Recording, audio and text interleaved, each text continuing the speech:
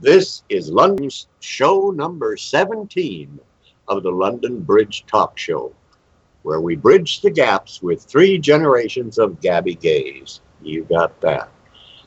Bridging the generation gaps are your hosts, Sean Chandler, Donny Winter, and Ace Lundon. I'm Ace Lundon. As the elder at age 80, I shall moderate the show with Sean at age 50 and over the hill, and Donny at age 25 climbing up the hill. Let's see how the generations think. You know, we don't all think alike in our generational groups, so welcome to the show. Please fasten your seatbelts. No topic is taboo, and we warn you in advance that Sean has a potty mouth. There is so much good in the worst of us, and so much bad in the best of us. It is hard to tell which of us ought to reform the rest of us. Did you hear that, Hillary and Donald? You need to think about that one. Okay. I was thinking before the show about this topic that's been going through my head. I hope I can tell you what I really would like. Have you ever been in a situation where you wished that you could have a conversation with somebody? Let's say you're young and you saw this old lady or old man, and you wondered if you could talk with them, etc., and have a nice little conversation. Well, I tell you what, they wouldn't be the ones that would be opening up the conversation. You know, most people don't come up to you and open a conversation unless they maybe want to get in your pants or something. But I think that it is time especially for those of us in the gay community, because I happen to believe we are quite smart. And I know there are a lot of very much intellectual groups in our community. So if that is true, then we should be the ones starting the conversations with those people around us and getting into their head a little bit. Because, listen, that's the job of an activist. I was in an office waiting room. I hate waiting rooms. I usually don't wait because I don't like to sit with a whole bunch of people that might be sick and coughing and sneezing and everything, and babies. Anyway, I usually go outside and wait. But I happened to hear this man talk about the N in the White House. He said the N word. And I thought, I think it's time for me to have to find a seat here and sit down. I guess I'm not going to go out. This was too good to pass up. So I listened to him and let him talk about the N's. And I thought, I wonder what the next group is. It was the Jews. Blacks and the Jews. And, of course, here in Arizona, it was the Mexicans. Mm-hmm. And I thought, well, okay, I've heard enough now. I'm going to enter the conversation and before he gets to the LGBT group, because I'm sure we're on that list too. So I said to him, were you in the service? Yeah. I said, where did you serve?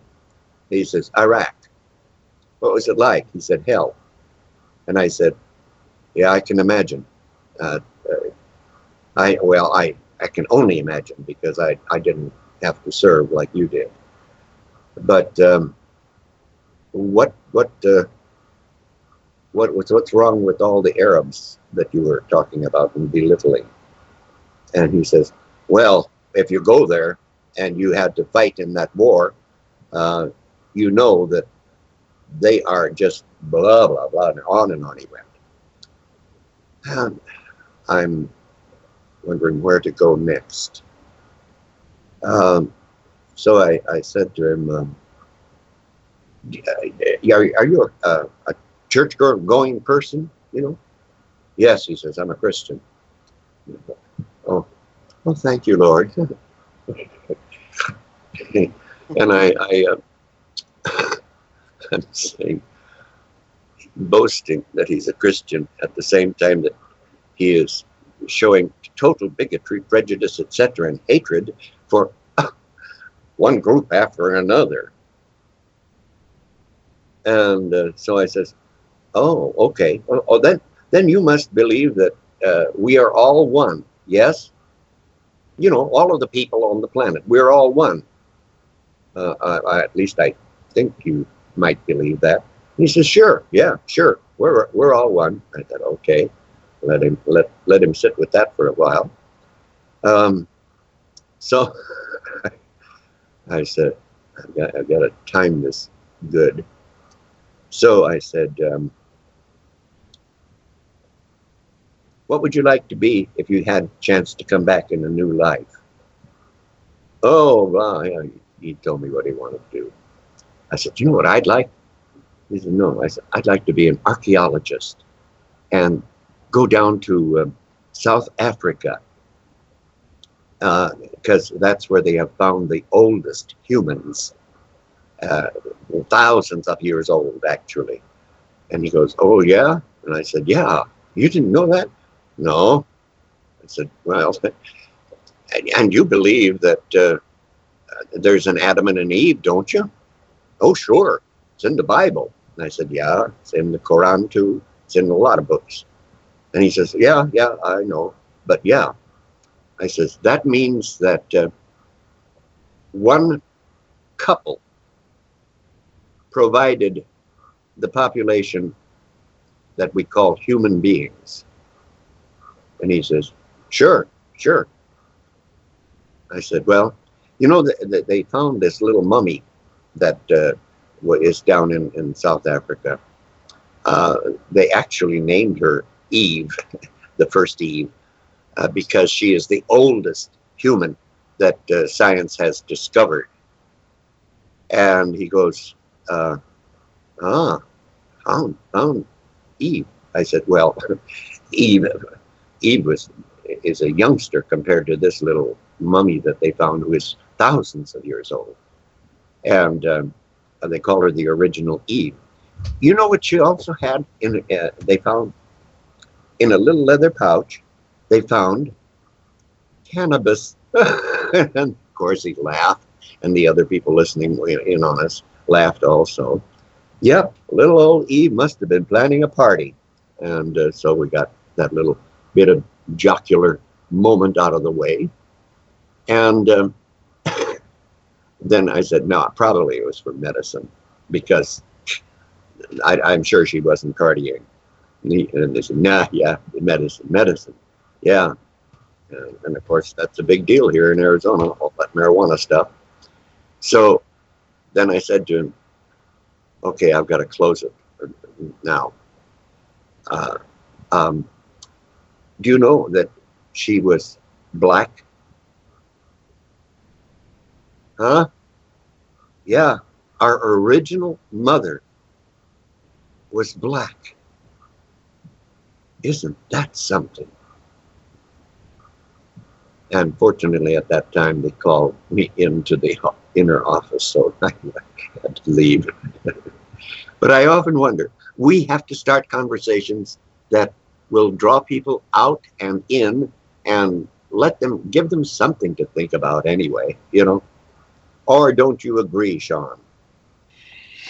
Oh, by the way, Sean, before I put you on, somebody said, Ace, I listened to the shows, and I says, good. He says, "I love it when you make fun of Sean and poke fun at each other." He says, it's like he's your Ed McMahon." I said, "Oh, yeah. Okay."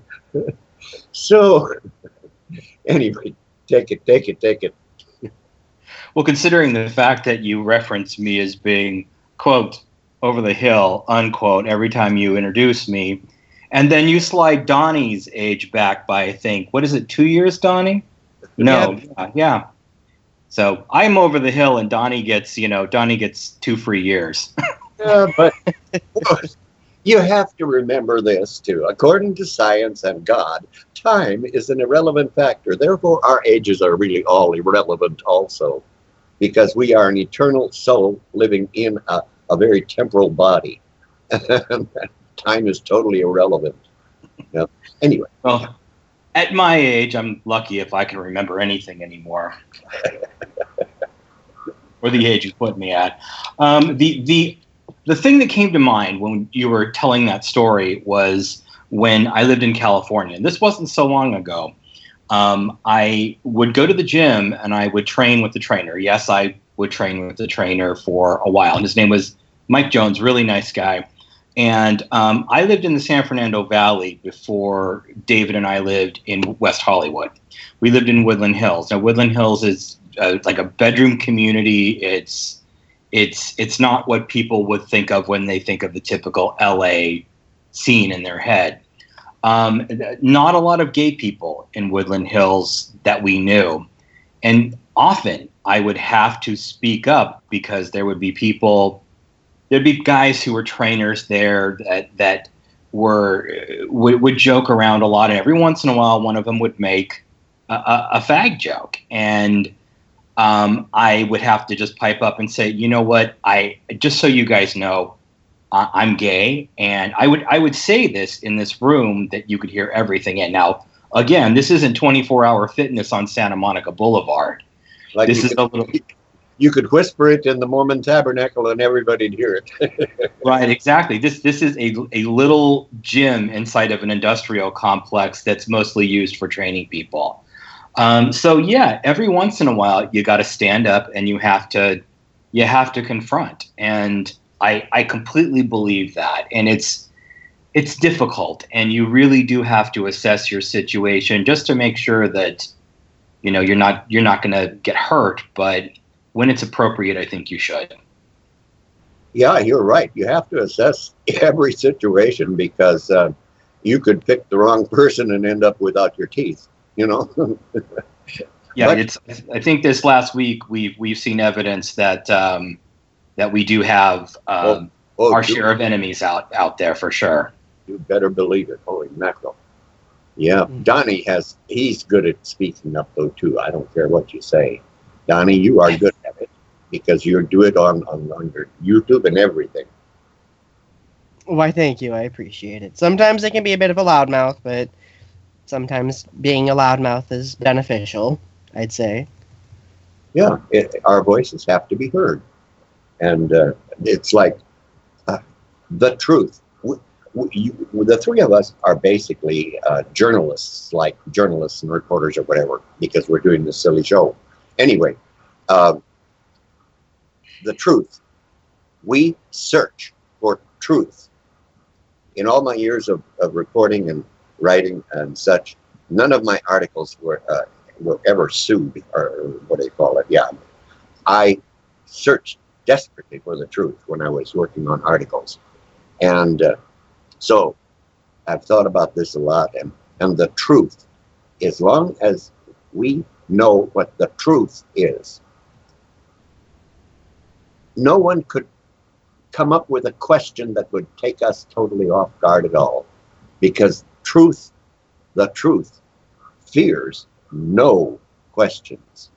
The truth fears no questions. So anybody can ask me or you to anything they want to ask us, no matter how supposedly uncorrect PC it may be, but we'd be ready for it because we live in the truth, searching for the truth. That's my thought of that. I'm just full of thoughts, aren't I? No comment. I think that yeah, the truth can also, it can be difficult to tell, and as I said before, it can really put you sometimes in danger because a lot of people don't want to hear the truth. I don't know. That's the ones we need to get to, boy.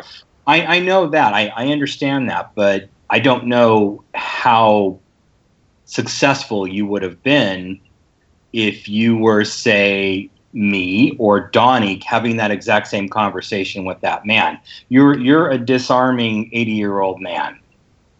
You're absolutely correct there, and I take advantage of my disarming 80-year-old looks.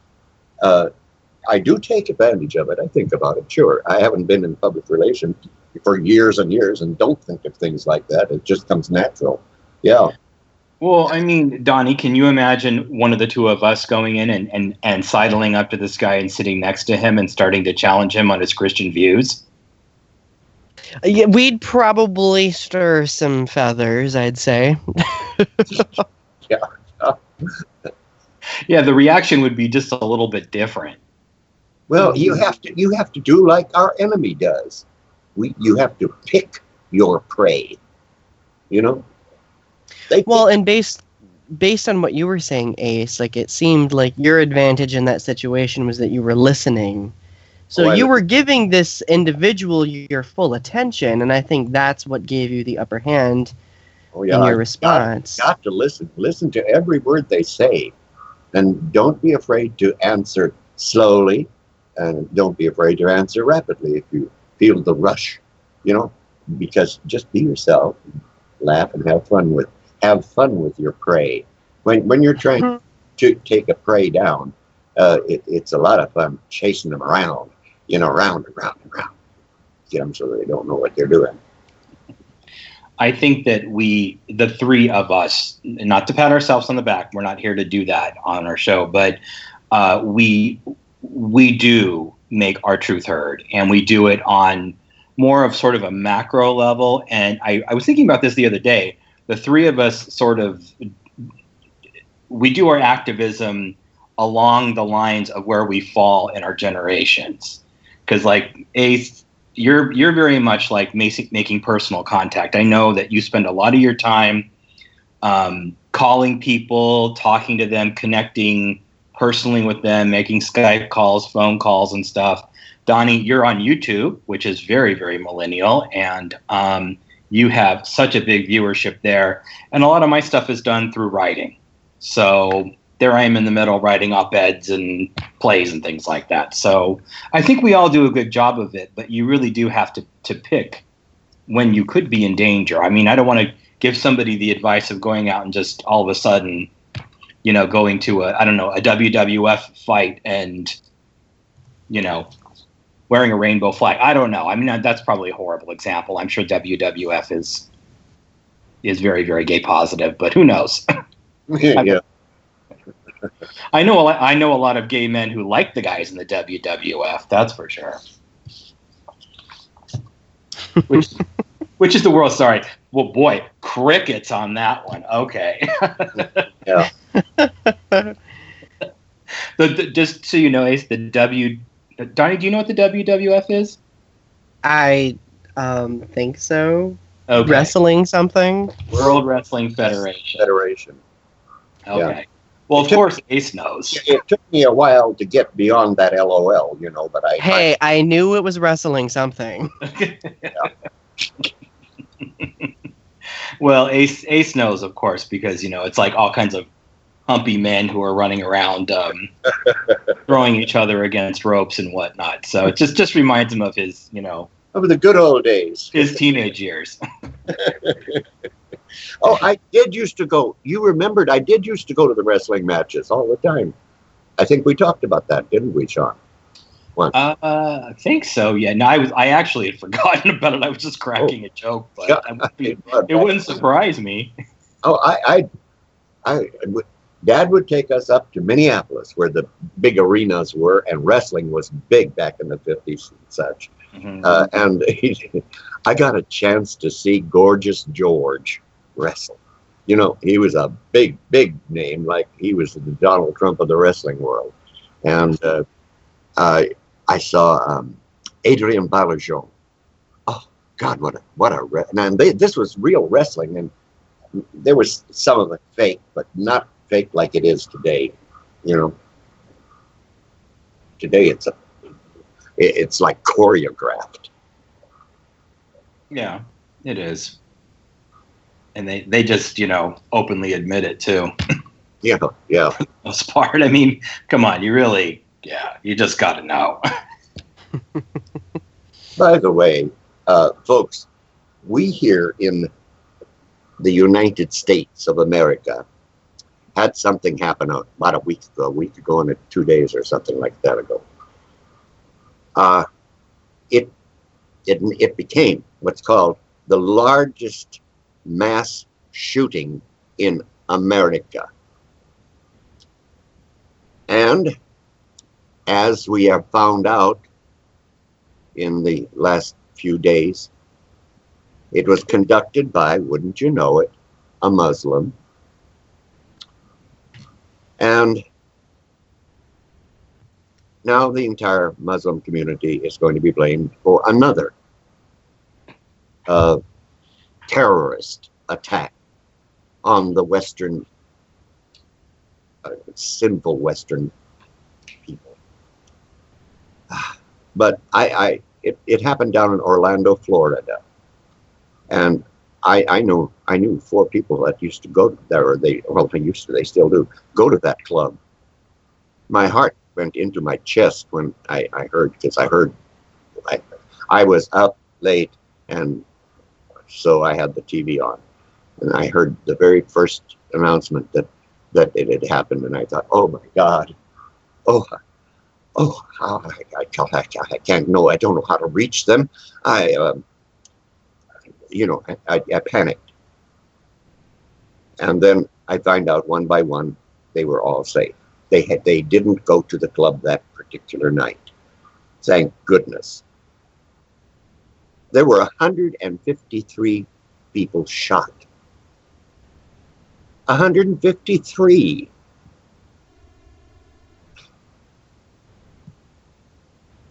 It's like horrible. It would take a Gatling gun to shoot that many people. And then 49 of them died, and there are still a half a dozen or more in serious condition in the hospital. And guess what? They were gays. And we find out that this young terrorist, only 29 years old, hated gays because the Quran told him that it's correct to hate the gays, the homosexuals. Sort of like the Bible tells their people that gays should be stoned to death.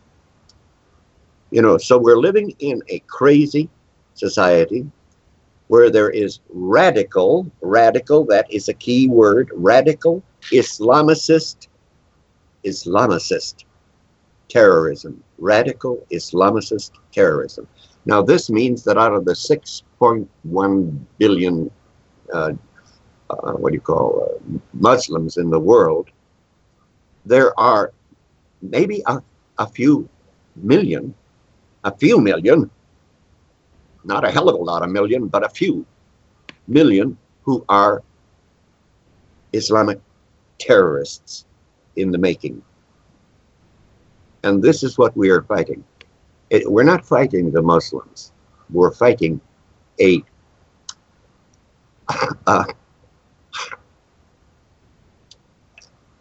worst thing that we have to fight is the same thing as it was in days of Germany. We're fighting a whole set of logical things to these people that they believe in. That's what we're fighting. And it's like we joke sometimes about the virgins that these martyrs are going to see when they get to heaven, and that's not even in the Quran. There's no such thing in the Quran as virgins waiting for martyrs. So we need to know what we're fighting against, and then when we find out, then we must go at it. I haven't been very pleased with Obama, but he won't be here very much longer anyway. He wouldn't do anything if he did. But we've got to have somebody in the United States now as a president that will take this challenge in hand and fight for our lives. Guys, I know you want to talk about it too. Well, I'm going to give it to Donny. Well, that's not the only battle that we're facing right now either. This Islamic radical terrorism, but we are also dealing with people who are using the tragedy as a means to bolster their political platform. And I remember, like, the next morning after the massacre happened, immediately Donald Trump and Hillary Clinton were using the situation to bolster their campaign, and that really upset me a lot. And of course, that started this huge debate yet again about what we should do about guns, like this whole gun regulation debate, thinking that that is the solution to the problem. And I recently made a YouTube video about the subject because we're always trying to find a solution. We're always trying to determine what can prevent these mass shootings from happening. And people seem to think it rests at such a surface level solution like gun regulation, and I really don't think it does. I think it has a lot to do with delving deeper and understanding that this homophobia runs deeper in our culture than we are willing to admit. And I think a lot of our community has grown complacent in the progress that we've made, and we kind of forget that it still is dangerous for us in many places in this country. And now it seems that it's dangerous in places where we wouldn't even expect danger to be, because gay clubs for a long time have been considered kind of like a sanctuary where we can be with other people who share in our identity.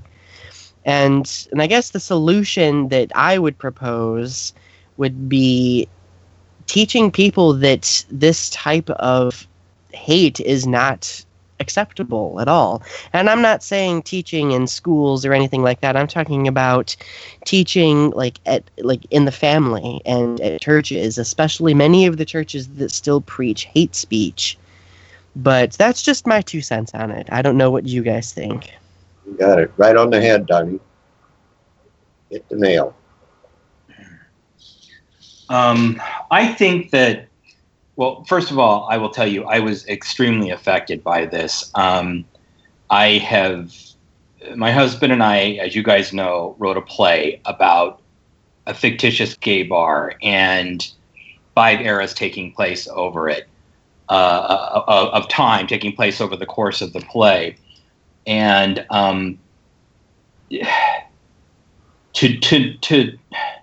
to have something like that happen in a place that we should feel comfortable in, it just really got to me. It did. And to have this prick, this punk, just not like, or this is a theory, I understand that, the fact that he saw 2 gays kissing and go in and blow away a bunch of gay people. I would assume most of them were gay. I'm sure there were straight people in there too. Just absolutely annihilated me inside. And on that morning, I had to go to what was called a town hall meeting for the festival that I'm in now. It's called the New York Fringe Festival, where we're running at the Flash in August. And I had to stand up and I had to tell these people what my play was about. It was absolutely one of the most difficult things I have ever had to do. Not 5-6 hours before that, this horrendous, horrific tragedy happened. And later on that night, still taking bodies out of the bar. I think that it is, there are so many things that have to be dealt with. Religion has to be dealt with. Bigotry, phobias have to be dealt with. But we also, and I can respect what you're saying, Donny, but I also think that we have to do something about guns in this country. And I know people are going to get guns if they want to get guns. I understand that. But just the fact that it's just so easy.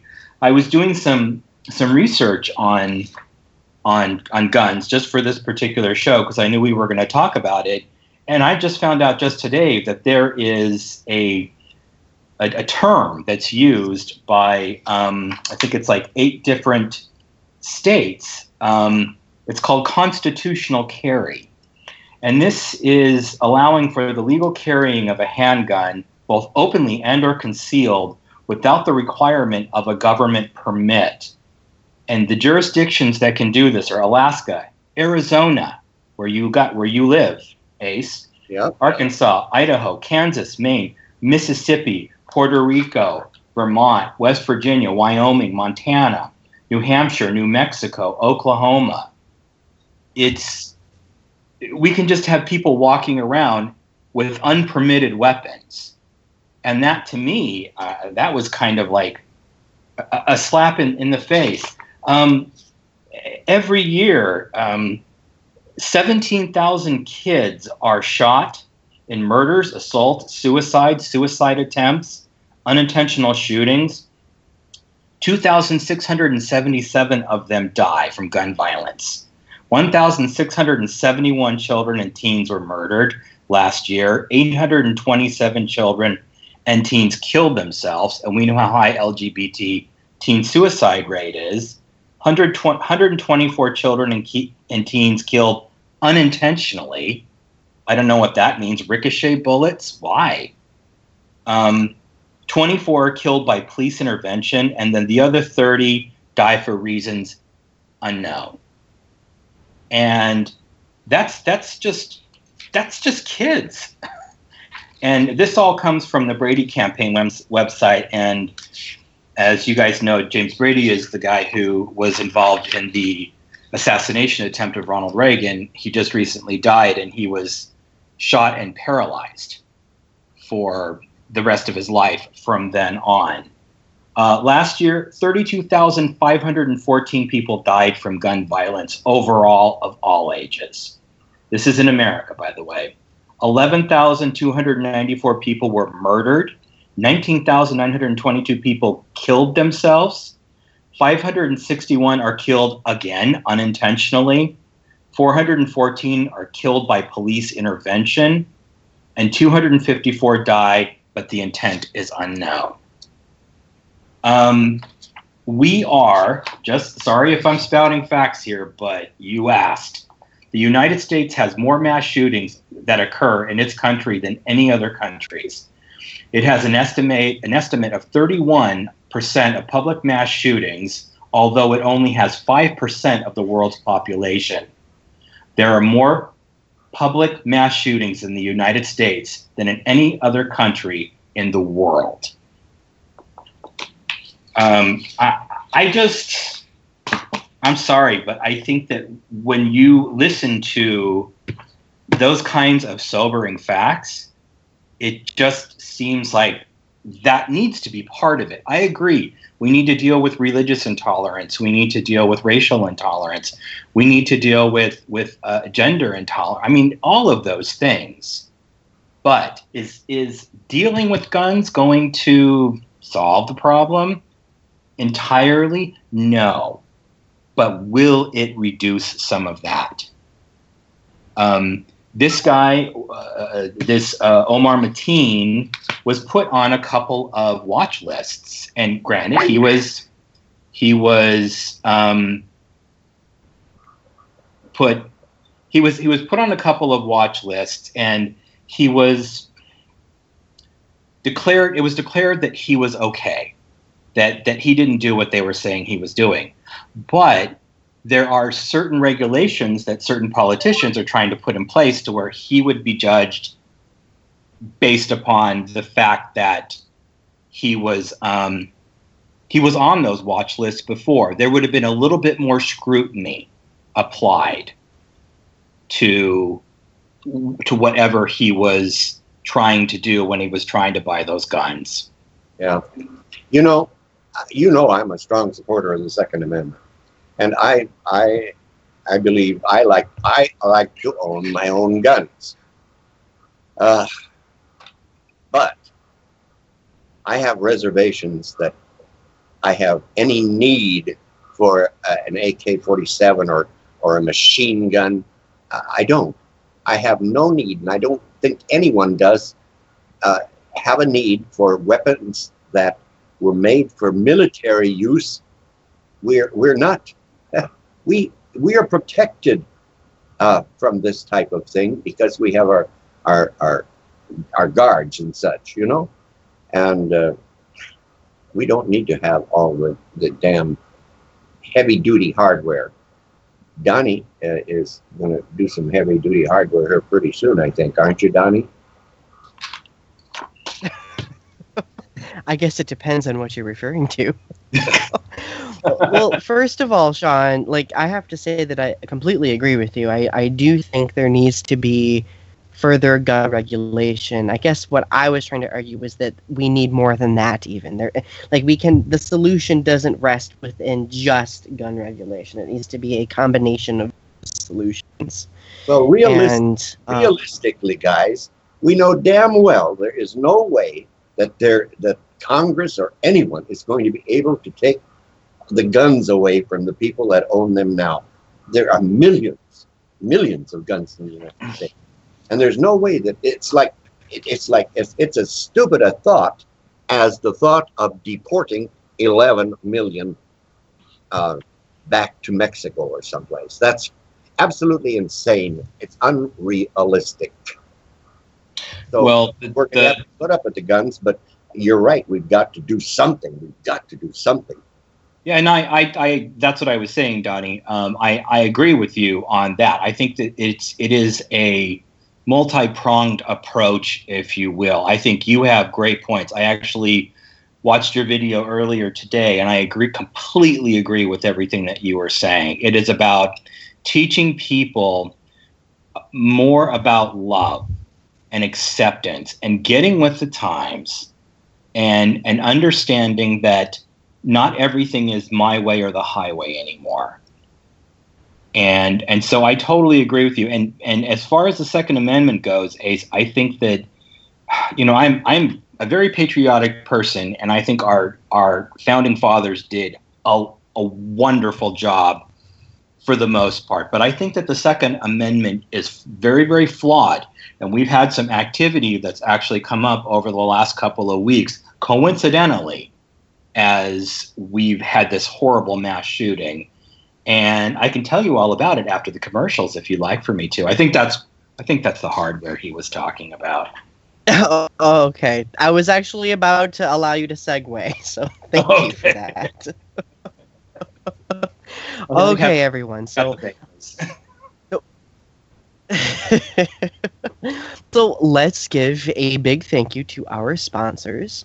First off, we'd like to thank an awesome company run by our brilliant engineer, Miraculous Mike Means, and his lovely wife, our girl Juanita, for great stage and theatrical design and jewelry design, also audio and video editing. And you can visit their website at eclectic-resources.net. Next, and equally as fabulous, let's thank our friends at Diversity Rules Magazine, a wonderful LGBT-focused online magazine that can be found at diversityrulesmagazine.com. And they also have an app for our smartphones, Diversity Rules Magazine, celebrating the diversity of our humanity.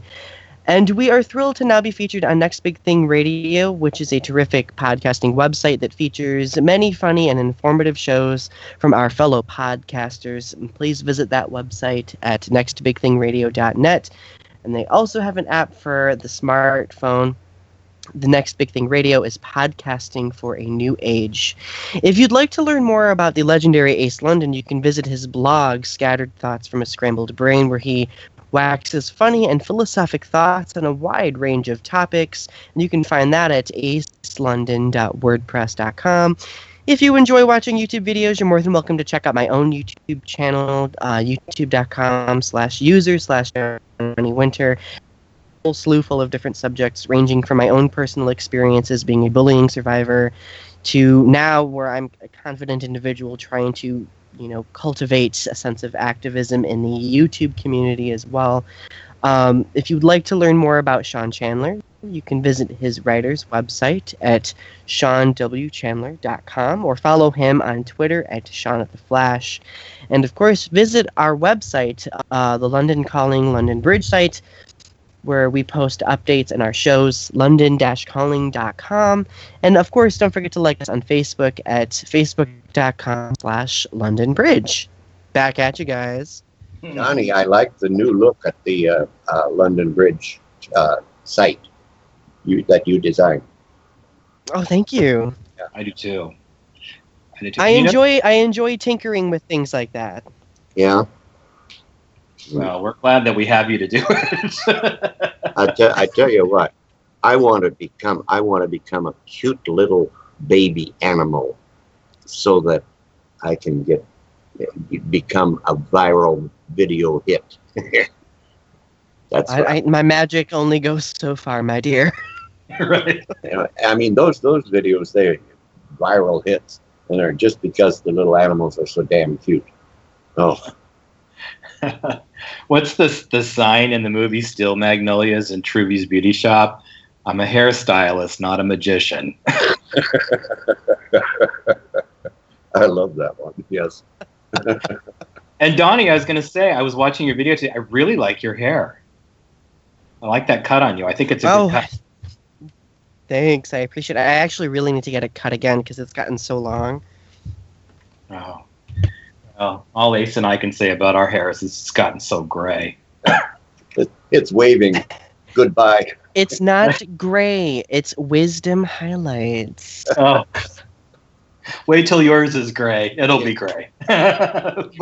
We thank you. Oh, anyway. hon, I've already found gray in my facial hair. When you go into the beauty parlor, next time you go into the beauty parlor, tell them you want some wisdom highlights. Actually, getting that color hair is pretty popular nowadays in salons. Yeah. Just random side note. Oh, okay. Well, when it's actually hair that's like growing out of your head and it's not like gray highlights, it like grows out like really kinky and it's just gray hairs that stick out of your actual hair. I know. I'll stop complaining. Anyways, at least I have hair. That's the way I have to look at it. Hey guys, can I pimp out my play? I wasn't doing like Hillary Clinton or Donald Trump when I was talking about my play before. That is genuinely how I felt. But if anybody out there wants to see At the Flash, they can have two opportunities. The first one is at Vermont Pride Theater on July 23rd, and that's going to be at the Chandler Center for the Arts in Randolph, Vermont, and they have lots of other great shows going on up there. And then it will be running for 5 performances, although I don't know when they are, over Fringe NYC. It's a big festival that does like 200 different smaller shows to showcase them to the New York theater community. That's going to be running from August 12th to 28th. There's a lot of good LGBT shows going on. I'll talk about those a little bit more on in the future. And to see more about that, you can go to the At the Flash website or my Facebook page, or you can go to fringenyc.org. So there we go. Back to you. Well. Time marches on, doesn't it? And we are in a very strange time. I have not had any time like we're going through in my entire 80 years. This is an unusual era we are in. And I can remember a number of other, big segments of time, like the yuppies, the hippies, the hippies, did I say? Yeah. I was involved with all of those things, and they were big things. And then the fads that came and went, dance crazes and things like that. And now we are in a time when it is so dangerous because of ISIS, or whatever they're called, the caliphate, that they want all of us beheaded in the West.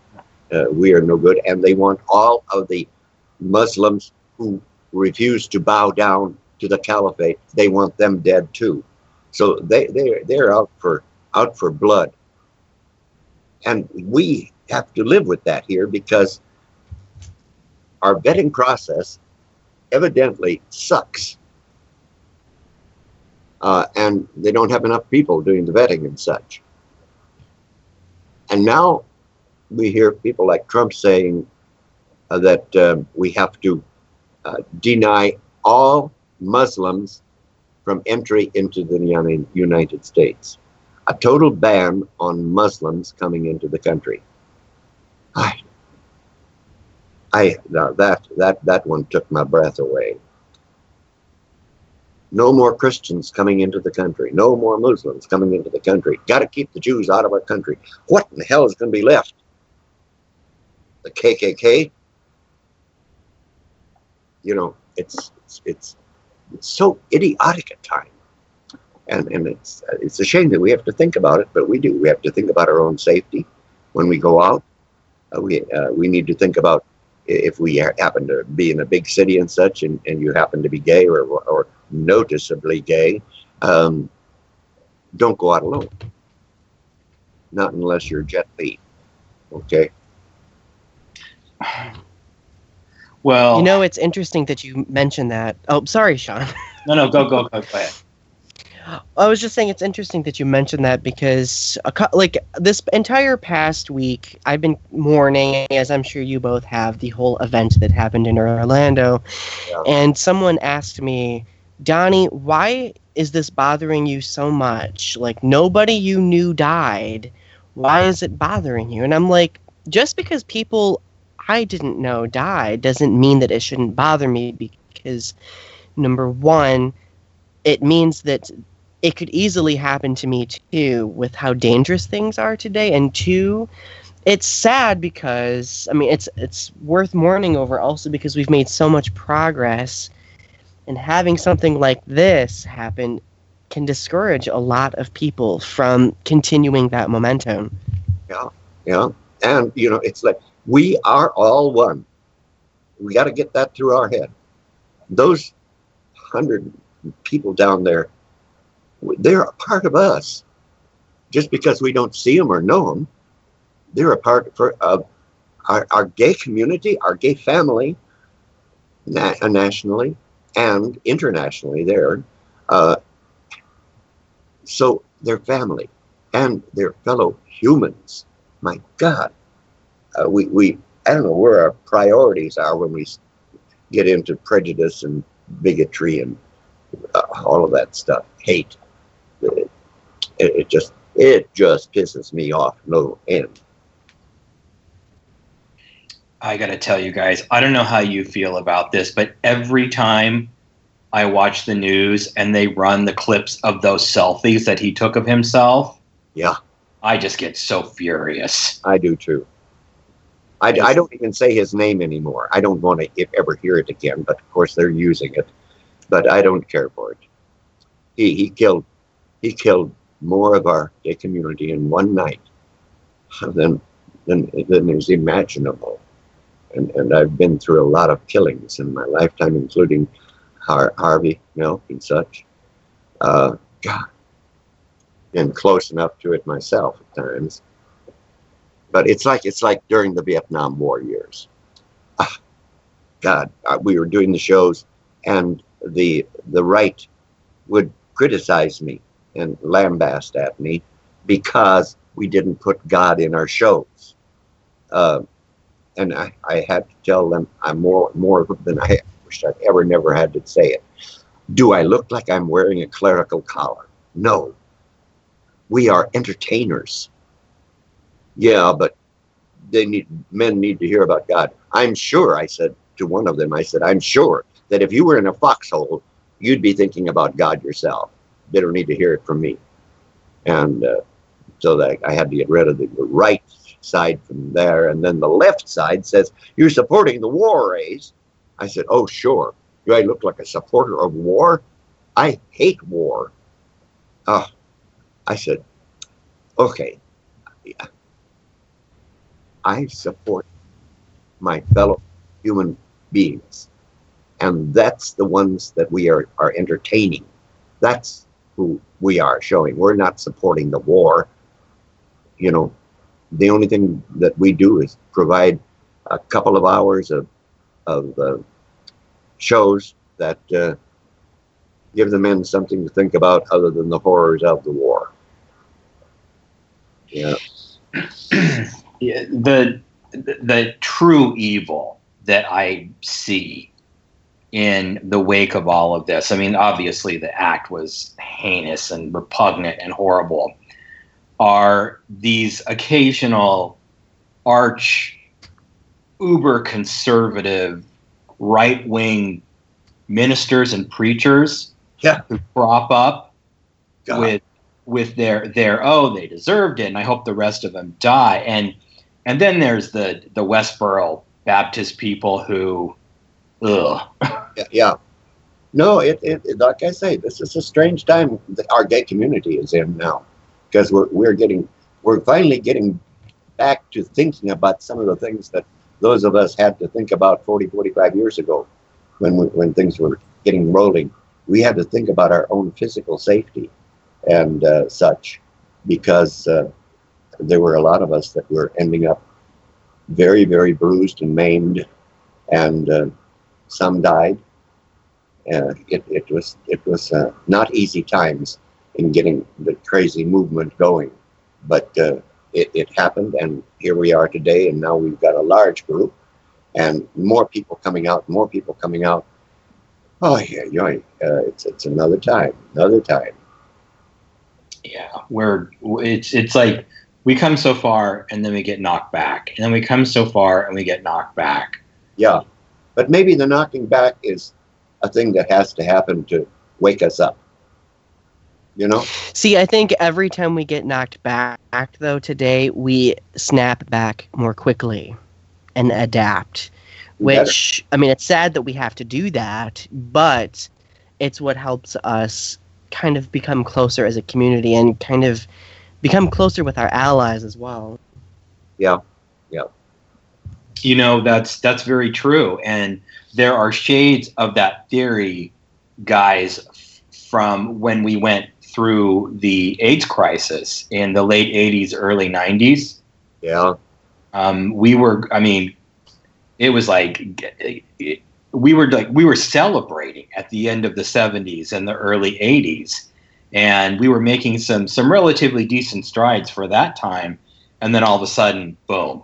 Yeah, in 1 decade, by the end of the 80s, our whole community was up shit creek without a paddle. It was terrible. But as Donny said, it got us to band together and to ally with people we never even really knew were our allies. We got to see the good in people that maybe we dismissed them.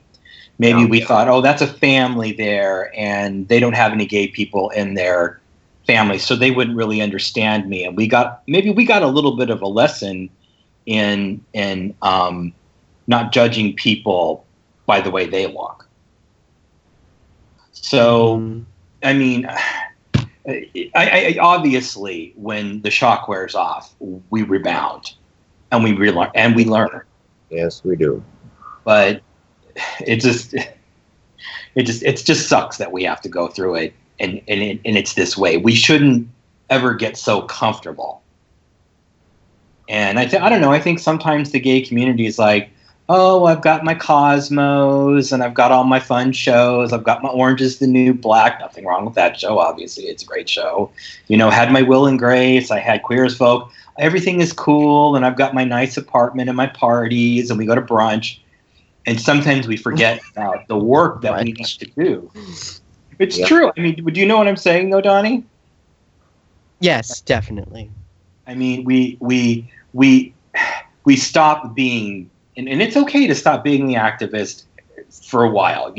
Everyone needs to have fun. Otherwise, you turn into Barbra Streisand's character in The Way We Were. Sorry, Doc. It's a musty reference, but no, I love that reference. So I love Barbara. You know, we turn into like overbearing, preachy, harpy kind of people. We need to have levity in our life, but there's a balance. Totally. I mean, don't you guys agree? Yes, I do. 100%. Okay. And I definitely do. Okay. I'm so in hope that both the Republican and the Democratic parties will change their operational structure and get rid of those damn super delegates and shit that we don't need. It'd be nice to see, and I don't know if that's, they say it should be a state situation. Well, I don't know.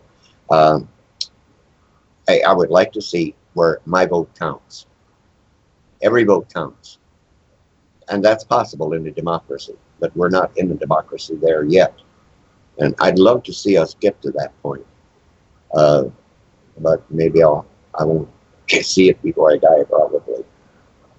Do you know how your vote counts, Ace? Your vote counts at least in that it is an honor of the people who fight for you to be able to have that vote. You're damn tootin' it is, yeah. So if you're thinking your vote doesn't count, even if it's just for an election, a president, for a law, then at least vote for them. Yeah. And try to learn about the people that you're voting for too, whether Republican or Democrat. We've got a big thing going here with McCain against a Democratic lady here in the state running for senator. And McCain looks like he's in a little bit of problems this time around. So it's going to be interesting to see whether or not the Democrats actually get off their ass and vote. Because we do have quite a few Democrats in the state now. Quite a few, especially down south in the Tucson area and up in this area. But Phoenix in that area, that's pretty well sewed up with the Republicans. Is Jan Brewer still the governor out there? No, thank God. But she would be happy to become Trump's vice president, she said. Oh.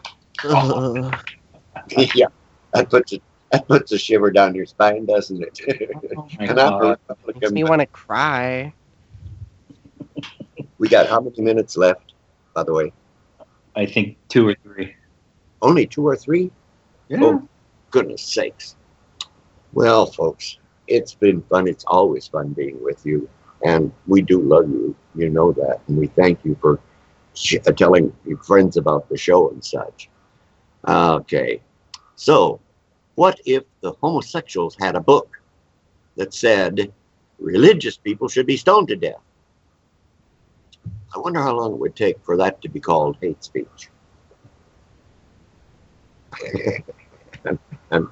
and so we've got 2 books, the Quran and the Bible, that both want to have us either beheaded or stoned to death. And they don't call that hate speech. Think about that, folks. And thank you so much for listening. Remember, there's so much good in the worst of us and so much bad in the best of us. It is hard to tell which of us ought to reform the rest of us. So good night, Sean. Good night, Donny. And good night, folks. And good night, Spider-Man.